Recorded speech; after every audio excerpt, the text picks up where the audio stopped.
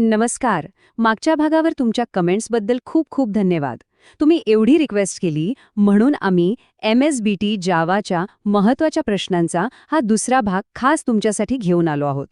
चला तर मग पटकन सुरुवात करूया. आज आपण काय काय बघणार आहोत तर सगळ्यात आधी जावाज कोर बिल्डिंग ब्लॉक्स म्हणजे जावाचा मूळ पाया, त्यानंतर डेटा आणि स्ट्रिंग्स कसे हाताळायचे ते बघू आणि शेवटी काही ॲडव्हान्स्ड मेकॅनिझम्सवर नजर टाकूया. तर आपला पहिला सेक्शन आहे जावाच्या अगदी मूलभूत गोष्टींवर. म्हणजे या अशा कॉन्सेप्ट्स आहेत ज्या तुम्हाला माहीत असायलाच हव्यात, कारण याच्यावर परीक्षेमध्ये हमखास प्रश्न येतो. ओके, तर आपला पहिला प्रश्न आहे जावा API पॅकेजेसवर. याला तुम्ही जावामधली एक रेडीमेड लायब्ररी समजू शकता. यातलं पहिलं java.lang हे इतकं बेसिक आहे की ते ऑटोमॅटिकली प्रत्येक प्रोग्राममध्ये इम्पोर्ट होतं.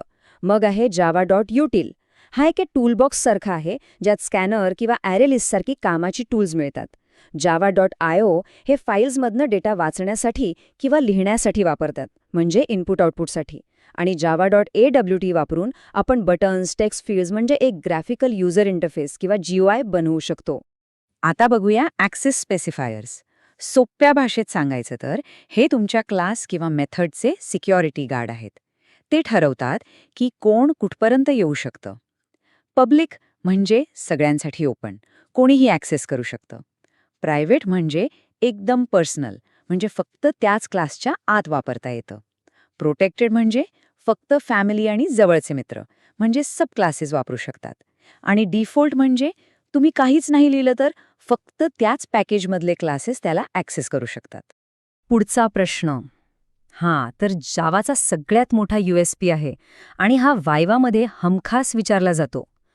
जावा प्लॅटफॉर्म इंडिपेंडेंट का आहे? म्हणजे विंडोजवर लिहिलेला कोड दुसऱ्या कोणत्याही ऑपरेटिंग सिस्टीमवर कसा काय चालतो? यामागचं सिक्रेट आहे त्याच्या 2 स्टेप प्रोसेसमध्ये. जेव्हा तुम्ही जावा कोड कंपाईल करता तेव्हा तो थेट मशीन कोडमध्ये बदलत नाही. तो एका स्पेशल न्यूट्रल कोडमध्ये बदलतो, ज्याला बाईट कोड म्हणतात. हीच ती .class फाईल. आता खरी गंमत इथे आहे. प्रत्येक ऑपरेटिंग सिस्टीमवर एक जावा व्हर्च्युअल मशीन म्हणजे JVM बसवलेलं असतं. हा JVM त्या बाईट कोडला घेतो आणि त्या मशीनच्या भाषेत ट्रान्सलेट करून चालवतो. आणि म्हणूनच जावाचं राईट वन्स रन एनिवेअर हे तत्त्व काम करतं. म्हणजे कोड एकदाच लिहा आणि तो कुठेही चालवा. चला आता बघूया की जावामध्ये ऑब्जेक्ट्स कसे जन्माला येतात. त्यासाठी कन्स्ट्रक्टर्स ही संकल्पना खूप महत्त्वाची आहे.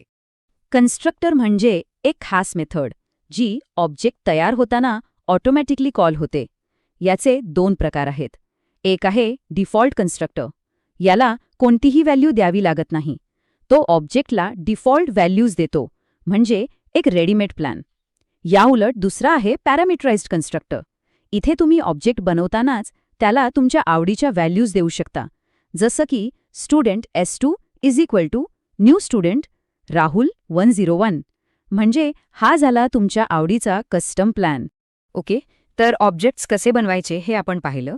आता पुढे जाऊया आणि बघूया की या ऑब्जेक्ट्समधला डेटा, विशेषतः टेक्स्ट आणि स्ट्रिंग्स कशा हाताळायच्या. हा प्रश्न परीक्षेसाठी आणि इंटरव्ह्यूसाठी दोन्हीसाठी खूप महत्त्वाचा आहे. स्ट्रिंग आणि स्ट्रिंग बफरमध्ये नेमका फरक काय आहे? यातला सगळ्यात मोठा आणि महत्त्वाचा फरक आहे म्युटेबिलिटीचा. स्ट्रिंग हा इम्म्युटेबल असतो, म्हणजे एकदा तयार केला की तो बदलता येत नाही. त्यात काही बदल करायचा प्रयत्न केला की एक नवीन स्ट्रिंग ऑब्जेक्ट तयार होतो. याउलट स्ट्रिंग बफर हा म्युटेबल आहे, म्हणजे तुम्ही त्याला पाहिजे तसं बदलू शकता. तोच ऑब्जेक्ट बदलतो, नवीन तयार होत नाही.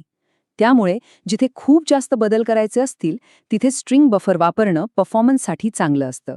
प्रोग्रामिंग करताना आपल्याला नेहमीच एका डेटा टाईपमधून दुसऱ्या डेटा टाईपमध्ये कन्व्हर्जन करावं लागतं. तर आता बघूया की स्ट्रिंगला इंटमध्ये आणि इंटला स्ट्रिंगमध्ये कसं बदलायचं. समजा तुमच्याकडे 1 2 3 असा एक स्ट्रिंग आहे, पण तुम्हाला त्यावर गणित करायचं आहे. कसं करणार? तर त्यासाठी आपण integer.parseInt123 ही मेथड वापरतो, जी स्ट्रिंगला इंटिजरमध्ये बदलते. आणि याच्या उलट करायचं असेल म्हणजे तुमच्याकडे int score is equal to 100 आहे आणि तुम्हाला तो मेसेजमध्ये दाखवायचा आहे, तेव्हा तुम्ही string.value of score वापरून त्याला स्ट्रिंगमध्ये बदलू शकता. अगदी सोप्पं आहे. फाईल्ससोबत काम करायचं असेल तर तुम्हाला आय.ओ. स्ट्रीम्सबद्दल माहिती असायलाच हवी. चला तर मग इनपुट स्ट्रीम आणि आउटपुट स्ट्रीममधला फरक समजून घेऊया. याचं नावच सगळं काही सांगतं. इनपुट स्ट्रीम म्हणजे डेटा आत येण्याचा मार्ग. म्हणजे फाईलसारख्या सोर्समधून डेटा तुमच्या प्रोग्राममध्ये येतो. यासाठी आपण रीड मेथड वापरतो. या उलट आउटपुट स्ट्रीम म्हणजे डेटा बाहेर जाण्याचा मार्ग. म्हणजे तुमच्या प्रोग्राममधून डेटा फाईलमध्ये लिहिला जातो. यासाठी आपण राईट मेथड वापरतो. लक्षात ठेवा, आयएन म्हणजे आत आणि आउट म्हणजे बाहेर. बस. चला, आता आपण शेवटच्या सेक्शनकडे आलो आहोत, जो थोडा ॲडव्हान्स आहे. यात आपण ॲपलेट्स, थ्रेड्स आणि सगळ्यात महत्त्वाचं एरर हँडलिंग ह्यासारखे विषय बघणार आहोत. ॲपलेट म्हणजे एक छोटा जावा प्रोग्रॅम जो वेब ब्राउझरमध्ये चालतो. तर प्रश्न हा आहे की HTML पेजमधून या ॲपलेटला डेटा किंवा माहिती कशी पास करायची? यासाठी आपण पॅरम टॅग वापरतो. हा टॅग HTML फाईलमध्ये ॲपलेट टॅगच्या आत लिहिला जातो. याचा सिंटॅक्स अगदी सोपा आहे. Param name parameter name, value parameter value. इथे नेम म्हणजे पॅरामीटरचं नाव आणि व्हॅल्यू म्हणजे त्याची किंमत. याचा मोठा फायदा असा की जावा कोड न बदलता तुम्ही फक्त HTML बदलून ॲपलेटला वेगवेगळी माहिती पाठवू शकता. आता आपण जावाच्या एका खूप पॉवरफुल फीचरकडे वळूया, ते म्हणजे मल्टीथ्रेडिंग. मल्टीथ्रेडिंग म्हणजे एकाच वेळी अनेक कामं समांतरपणे करणे. तर हे थ्रेड्स बनवायचे 2 मार्ग कोणते आहेत? पहिला मार्ग आहे थ्रेड क्लासला एक्सटेंड करणे. हा सोपा मार्ग आहे, पण यात एक प्रॉब्लेम आहे. जावामध्ये तुम्ही एका वेळी एकाच क्लासला एक्सटेंड करू शकता. त्यामुळे तुम्ही दुसऱ्या कोणत्या क्लासला एक्सटेंड करू शकणार नाही. दुसरा आणि जास्त चांगला मार्ग आहे रनेबल इंटरफेसला इम्प्लिमेंट करणे. हे जास्त फ्लेक्झिबल आहे, कारण तुमचा क्लास रनेबलला इम्प्लिमेंट करूनही दुसऱ्या कोणत्याही क्लासला एक्सटेंड करू शकतो. म्हणूनच प्रॅक्टिकली दुसरा मार्ग जास्त वापरला जातो. आणि आता आपला शेवटचा प्रश्न, जो आहे एरर हँडलिंगवर. चांगला प्रोग्राम तोच असतो जो अनएक्सपेक्टेड चुकांनाही व्यवस्थित हाताळू शकतो. आणि इथेच एक्सेप्शन हँडलिंगची गरज पडते. तर एक्सेप्शन म्हणजे काय? सोप्या भाषेत, प्रोग्राम चालू असताना येणारी कोणतीही अनपेक्षित अडचण किंवा एरर, ज्यामुळे प्रोग्रामचा नॉर्मल फ्लो बिघडतो आणि प्रोग्राम बंद पडू शकतो, त्याला एक्सेप्शन म्हणतात. जावामध्ये अनेक प्रकारचे रेडीमेड एक्सेप्शन्स आहेत. उदाहरणार्थ अरिथमेटिक एक्सेप्शन, जेव्हा तुम्ही कोणत्याही नंबरला 0ने भागायचा प्रयत्न करता, किंवा नल पॉइंटर एक्सेप्शन. मग हे हाताळायचं कसं? तर जो कोड एरर देऊ शकतो त्याला आपण ट्राय ब्लॉकमध्ये टाकतो आणि एरर आल्यास काय करायचं ते कॅच ब्लॉकमध्ये लिहितो. यामुळे काय होतं? तुमचा प्रोग्राम क्रॅश होत नाही, तो पुढे व्यवस्थित चालू राहतो.